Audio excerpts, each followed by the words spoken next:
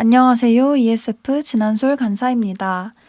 12월 30일 일용할 양식 에스겔 33장 10절에서 20절 말씀입니다. 저는 오늘 말씀에 현재 진행형의 믿음이라는 소제목을 붙여보았습니다.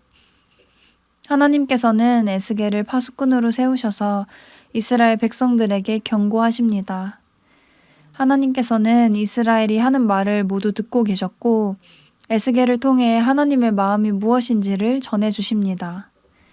이스라엘이 했던 말은 첫 번째 10절에 나오는데요. 우리의 허물과 죄가 이미 우리에게 있어 우리로 그 가운데에서 쇠퇴하게 하니 어찌 능히 살리요 하는 말입니다. 곧 우리의 죄로 인해 죽게 되었는데 어떻게 산다는 말이냐라고 말하는 것입니다. 또 그들이 했던 두 번째 말은 17절과 20절에 나오는데요. 바로 주의 길이 바르지 않다는 것입니다. 그들은 자신이 지은 죄로 인해 따라온 결과에 대한 두려움이 있었고 그와 동반하여 하나님께 대한 원망과 불신이 있었습니다. 그러나 이스라엘이 하는 말이 사실일까요? 아닙니다. 왜냐하면 하나님은 공의로우신 분이시기 때문입니다. 하나님께서는 오늘 본문의 바로 앞부분인 에스겔 33장 1절부터 9절에서 하나님의 말을 전하지 않을 시에 파수꾼에게 책임을 묻겠다고까지 하시며 이스라엘에게 기회를 주시는 분이시기 때문입니다. 하나님께서는 거룩하고 공의로우신 분이셔서 반드시 심판하시지만 자신이 형상으로 창조된 피조물들이 형벌과 죽음을 당하는 것에 대해 슬픔을 느끼시는 분이십니다. 그래서 하나님께서는 심판 전 수많은 기회를 주십니다.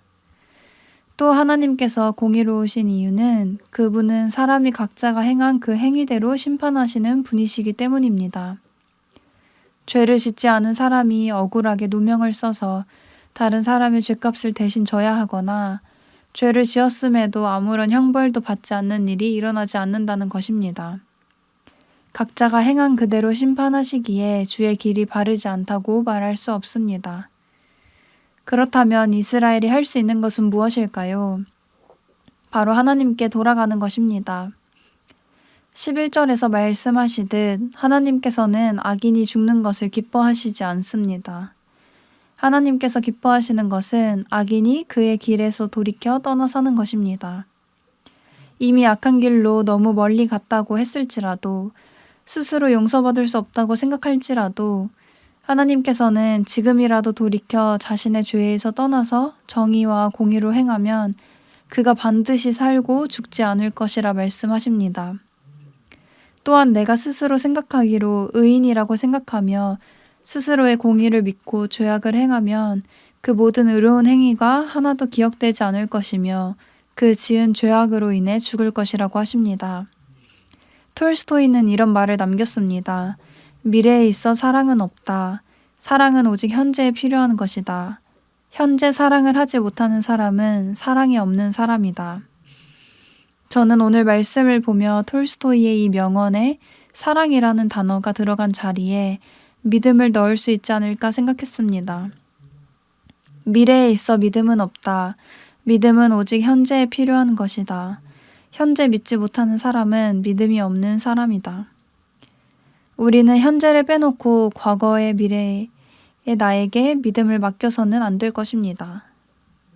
왜냐하면 하나님께서 보시는 믿음은 항상 현재형이기 때문입니다. 과거에 내가 죄인의 길을 걸었을지라도 현재에 돌이킨다면 하나님께서 살게 하실 것이고 과거에 의의 길을 걸었을지라도 현재의 죄의 길을 걷는다면 하나님께서 죽을 것이라고 하십니다.